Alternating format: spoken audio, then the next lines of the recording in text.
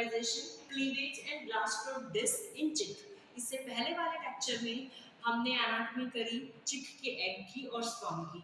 तो फर्टिलाइजेशन देखिए, mature gametes के बाद the process in development is fertilisation. तो अगर हम फर्टिलाइजेशन की बात करें चिक में, तो इंटरनल फर्टिलाइजेशन होता है और इंटरनल फर्टिलाइजेशन में एक होता है क्लोइकल अपोजिशन। क्लोइकल अपोजिशन का मतलब है कि जो मेल और फीमेल चिक होते हैं वो एक दूसरे के क्लोइका को अपोजिशन में लेते हैं और जो स्पर्म है मेल चिक से फीमेल चिक के क्लोइका में ट्रांसफर होता है और लेटर ऑन वो ऊपर की तरफ माइग्रेट होता है और जो उसका ओविडक्ट का ग्लैंडुलर पार्ट होता है वहां जाकर इंटरनल फर्टिलाइजेशन होता है। तो फर्टिलाइजेशन एक्चुअली जहां पर एल्ब्यूमिन भी एग के ऊपर नहीं लगा होता उस स्टेज पे एक्चुअली फर्टिलाइजेशन होता है। और फर्टिलाइजेशन के टाइम पे क्या होगा, जो हम पहले देख चुके हैं कि जो एग का सेंट्रल डिस्क है वहीं पे सिंगल स्पर्म एक बार जब फर्टिलाइज कर जाएगा तो और सारे स्पर्म को एंट्री नहीं मिलेगी due to the fast block of polyspermy. तो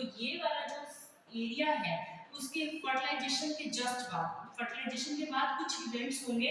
पहला इवेंट नेचुरली क्या होगा, क्लीवेज होगा। क्लीवेज से पहले एम्फीमिक्सिस हो चुकी होगी और 2m की कंडीशन जो है वो कंप्लीट हो चुकी होगी, यानी कि 78 जो क्रोमोसोम है वो चिक में पूरे कंप्लीट हो चुके होंगे। और इसके जस्ट बाद, फर्टिलाइजेशन के जस्ट बाद क्या होगा, प्रोसेस क्लीवेज स्टार्ट होगा। तो क्लीवेज एक्चुअली ब्लास्टर डिस्क में हो रहा है। तो ब्लास्टर डिस्क का अपर पार्ट जो है वो यहाँ पर शो किया हुआ है। तो जो पहला क्लीवेज होगा राइट फ्रॉम द फर्टिलाइजेशन, जो फर्स्ट क्लीवेज होगा दैट इज मेरीडायगोनल और वर्टिकल। तो नेक्स्ट जो हमारा सेकंड क्लीवेज होगा विद इन फ्यू सेकंड्स क्या हो जाएगा, अगेन इसके जो फर्स्ट क्लीवेज है उसके परपेंडिकुलर है and again it is meridional और vertical to the first plane of the cleavage. Then third cleavage it is just parallel, ये मैंने दूसरे कलर से दिखाने की कोशिश की है, just parallel to the first cleavage. और यहाँ पर क्लियर कट हम देख सकते हैं कि ब्लास्टोमर जो है कितने बन चुके हैं, 8 बन चुके हैं, 1 2 3 4 5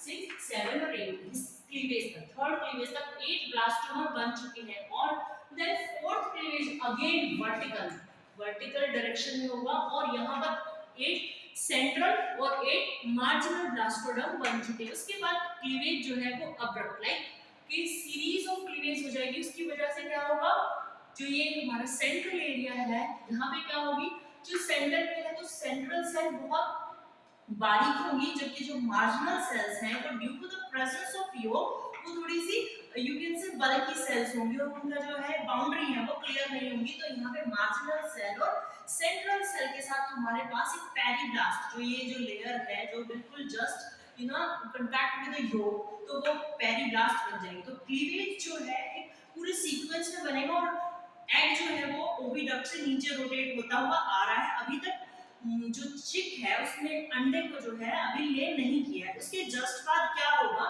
जब ये हमारे पास पेरीब्लास्ट बन चुका है उसके बाद क्या होगा, ये जो हमारी जो लेयर है जिसको हमने दिखाया कि ये जो लेयरिंग है इससे क्या होगा, वाइटलिन जस्ट वाइटलिन मेम्ब्रेन के जस्ट नीचे जो अपनी बाउंड्रीज कंप्लीट कर चुकी है दैट इज अपर ब्लास्टोमर्स, जबकि नीचे वाले स्टिल इन कांटेक्ट विद योग। तो ये जो लोअर ब्लास्टोमर्स हैं यहाँ पर नीचे सिंसिटिव मतलब एक मल्टीन्यूक्लिएटेड लेयर जो है वो बनती चली जाएगी और वो क्या बन जाएगी, मार्जिनल पेरीब्लास्ट। ये जो सेल्स हैं ये एक्चुअली योग के कांटेक्ट में है।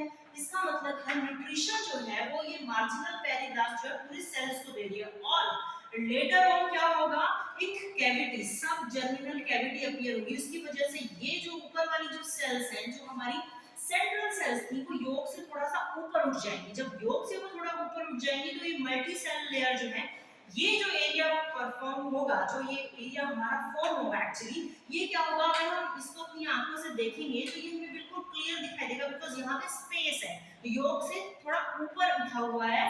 और ये जो सेल्स कांटेक्ट में है इसके योग के कांटेक्ट में है, ये एरिया हमें क्लियर नहीं होगा, मतलब थोड़ा थिक एरिया होगा। तो इस एरिया को हम बोलेंगे एरिया ओपाका और इस एरिया को हम बोलेंगे एरिया पेरिसेला। इसके जस्ट नीचे एक स्पेस अपीयर होगा, न्यूट्रिशनल स्पेस, जिसको हम बोलेंगे सब जर्मिनल कैविटी और जिसको हम कह सकते हैं ब्लास्टोसील, यानी कि ये कॉम्प्लीमेंट्री है। जैसे कि और हमने फ्रॉग के केस में देखा ब्लास्टोसील है।